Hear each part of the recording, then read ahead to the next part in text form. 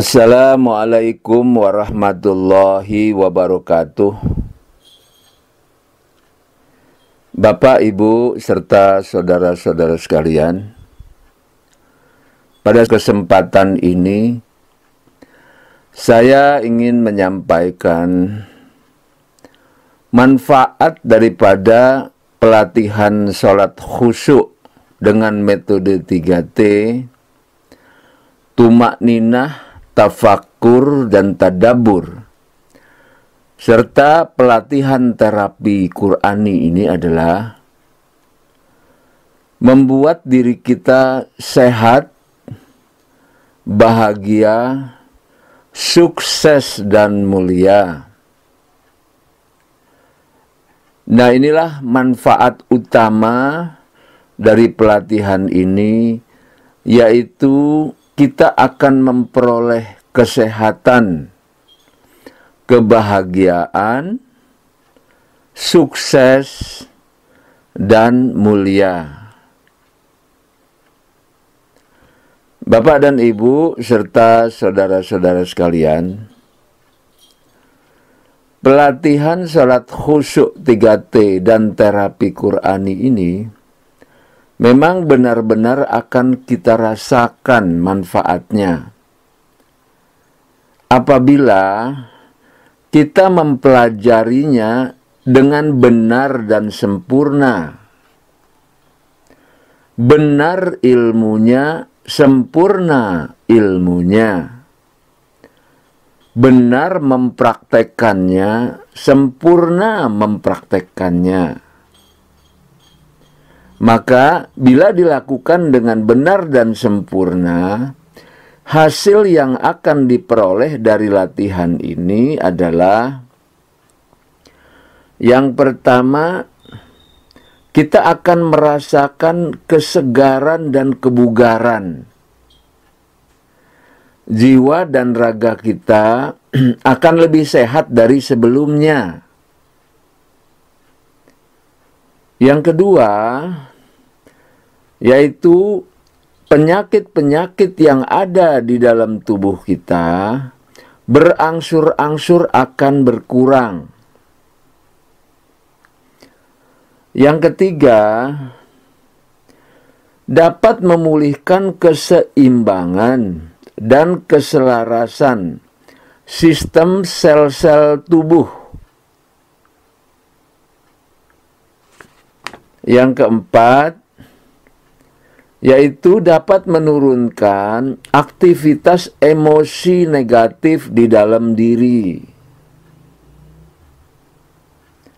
Yang kelima, membantu menyelesaikan masalah-masalah hidup yang dialami oleh kita, seperti rasa gelisah, resah, galau, cemas, khawatir, kecewa, stres, penyakit-penyakit lahiriah lainnya, gangguan jin, teluh, santet.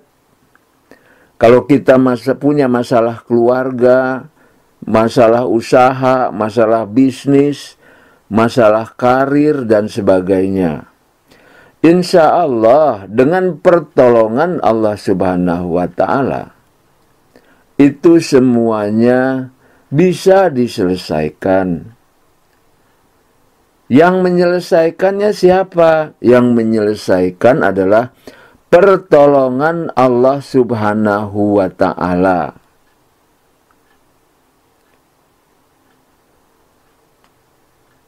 Nah, yang keenam adalah membantu meningkatkan kepercayaan diri. Inner beauty dapat ditingkatkan. Akhlak mulia, gairah hidup, memperlambat proses penuaan atau awet muda, dan lain-lain. Yang ketujuh yaitu membantu meraih sukses dalam segala hal, lahir batin dunia akhirat. Yang kedelapan, bagi perusahaan-perusahaan atau perkantoran, pelatihan ini akan meningkatkan gairah kerja, meningkatkan produktivitas kerja. Karena para pegawainya itu betul-betul dalam keadaan tenang pikirannya, terkendali emosinya, terarah pikirannya, dan mampu melakukan sesuatu yang lebih baik. Karena dia lebih fokus dalam bekerja. Kegelisahan-kegelisahan hidupnya dan yang menyebabkan stres itu akan berkurang. Nah, sehingga dengan demikian para pegawai itu betul-betul bisa dalam keadaan tenang dia bekerja. Lingkungannya pun lebih damai, lingkungannya pun lebih nyaman, lingkungannya pun lebih kondusif. Karena konflik-konflik antar pegawai, konflik-konflik batin di dalam diri orang, serta konflik-konflik yang lainnya itu bisa berkurang atau bahkan sama sekali bisa hilang. Nah, inilah Bapak dan Ibu manfaatnya daripada pelatihan sholat khusyuk 3T, tumak ninah, tafakur, dan tadabbur, serta terapi Qur'ani, yang hasil akhirnya bila dilakukan dengan benar dan sempurna adalah kesehatan akan meningkat, kebahagiaan meningkat, sukses dan mulia bisa dicapai. Nah, Bapak dan Ibu sekalian, ada beberapa pedoman di sini. Apa sih yang dirasakan saat melakukan latihan-latihan ini? Baik dia latihan sholat khusyuk 3T maupun terapi Qur'ani. Apa sih yang dirasakan? Yang nomor satu adalah pikirannya istirahat dari kegiatan aktivitas duniawi pada saat latihan seperti itu. Jiwa dan raganya pun istirahat. Yang kedua, otot-otot tubuh dalam keadaan kendur, terutama otot bahu dan otot perut bagian bawah. Yang ketiga, pikiran, perasaan, hati, jiwa, dan raga dalam keadaan tenang, damai, yaitu tumak ninah. Keadaannya tumak ninah. Nah, dalam keadaan seperti ini, kita melakukan hal yang keempat, yaitu membangun kesadaran, keinsafan, dan keyakinan. Nah, pada saat kita dalam keadaan tenang, otot-otot kendur, pikiran istirahat, jiwa dan raga istirahat, nah kita ada aktivitas yaitu membangun kesadaran, keinsafan, dan keyakinan bahwa Allah Subhanahu wa Ta'ala memahami pikiran kita, memahami perasaan kita, memahami hati kita, memahami keadaan kita. Tidak ada yang tersembunyi bagi Allah Ta'ala. Nah, ini ditanamkan betul dengan penuh kesadaran, keinsafan, dan keyakinan. Allah Subhanahu wa Ta'ala benar-benar sedang mengurus dan memelihara hidup kita saat ini. Siang dan malam Allah Subhanahu wa Ta'ala memelihara, mengurus hidup kita siang dan malam. Ini juga ditanamkan. Kemudian Allah Ta'ala memang maha besar kekuasaannya, maha besar kekuatannya, maha besar kasih sayangnya. Nah, ini ditanamkan di dalam diri, yaitu Allahu Akbar. Ditanamkan betul. Nah, kita sebagai makhluk Allah sangat tergantung penuh kepada Allah Ta'ala. Semua makhluknya sangat tergantung penuh kepada Allah Ta'ala. Karena kita tak memiliki kekuatan sekecil apapun. Tidak ada, kita nggak mempunyai kekuatan apa-apa kecuali yang Allah berikan. Kecuali yang Allah berikan. La haula wa la quwwata illa billah.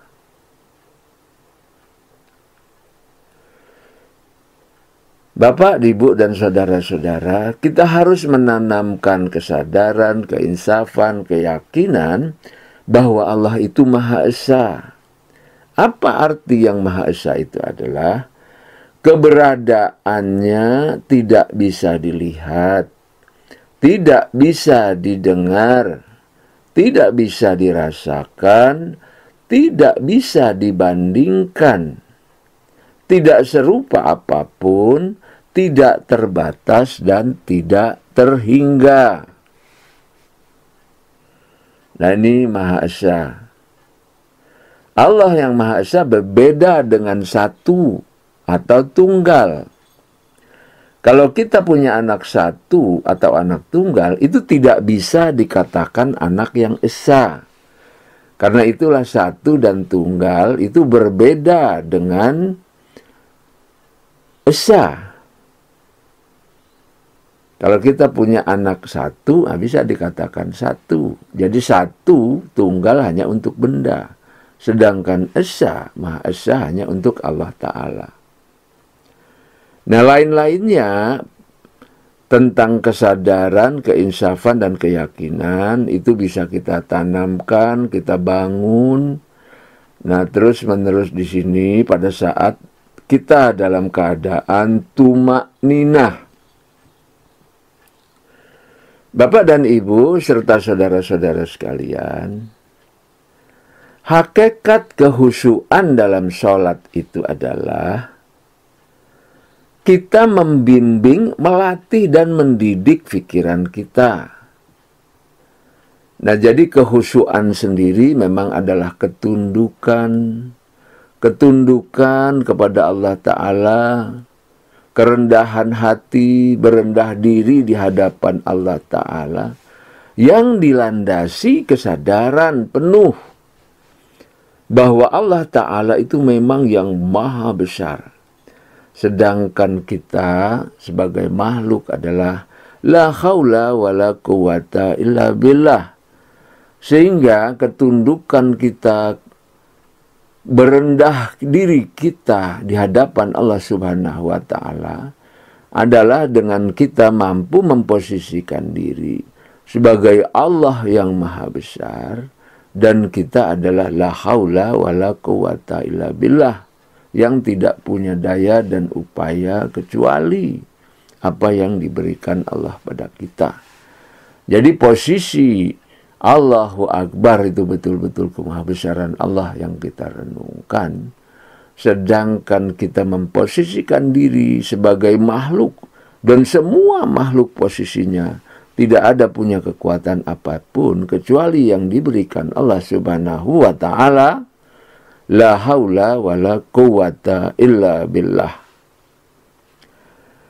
Nah, disinilah kita latih,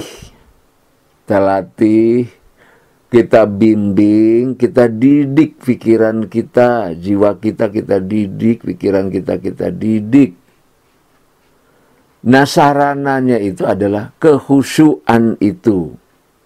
Nah, kehusyuan itulah sarananya. Nah, di samping itu, di dalam kehusyuan ini adalah yang kita didik, yang kita bimbing, yang kita latih terhadap pikiran kita adalah meresapi makna-makna. Jadi meresapi makna-makna itu tentu awalnya mengerti makna-makna, memahami makna-makna, kemudian meresapi makna-makna. Nah, itu istilahnya tafakur dan tadabur. Apa yang ditafakuri dan tidak ditadaburi adalah bacaan-bacaan sholat. Bacaan-bacaan sholat ini masing-masing ditafakuri, ditadaburi dengan cara tumakninah, tafakur, dan tadabur. Dari masing-masing ayat itu yang dibaca tuh masing-masing satu-satu dihayati, diresapi atau tafakur, tadabur, nanti satu-satu. Nah, kemudian begitu juga bacaan-bacaan yang diajarkan dalam terapi Qur'ani.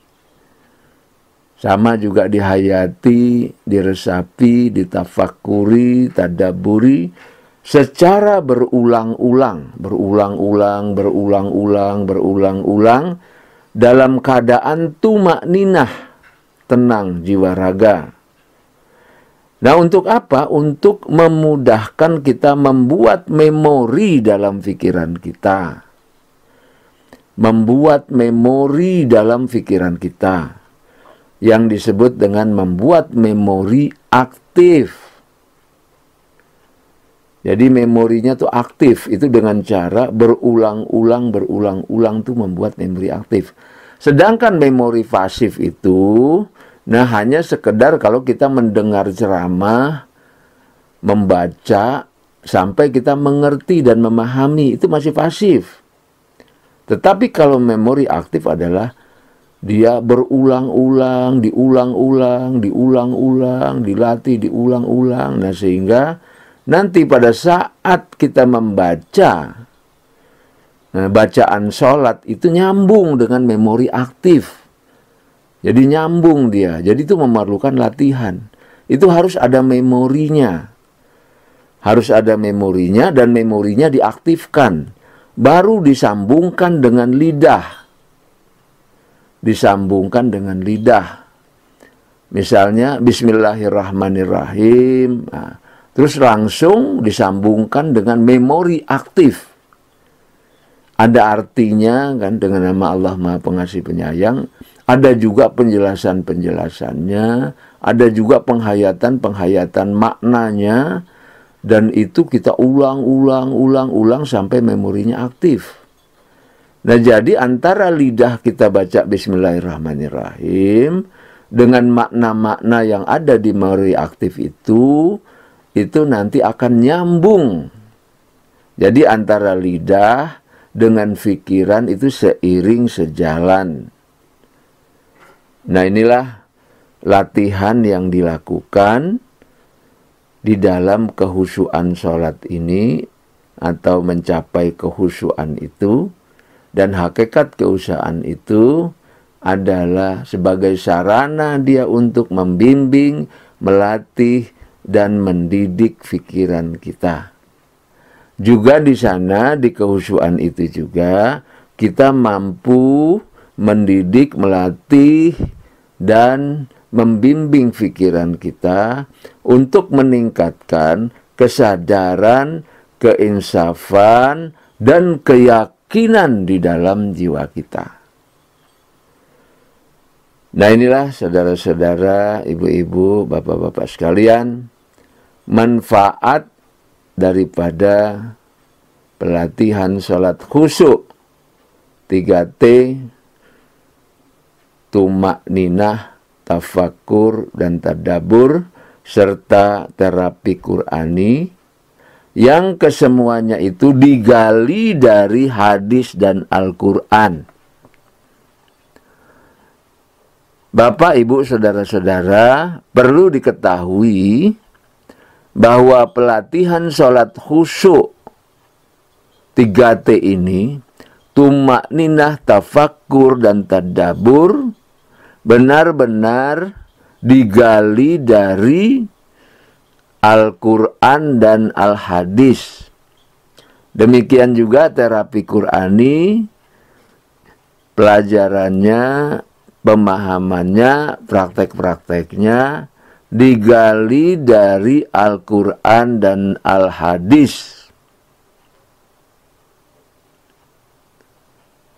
Demikian penjelasan tentang manfaat sholat khusyuk 3T dan terapi Qurani. Saya akhiri. Assalamualaikum warahmatullahi wabarakatuh.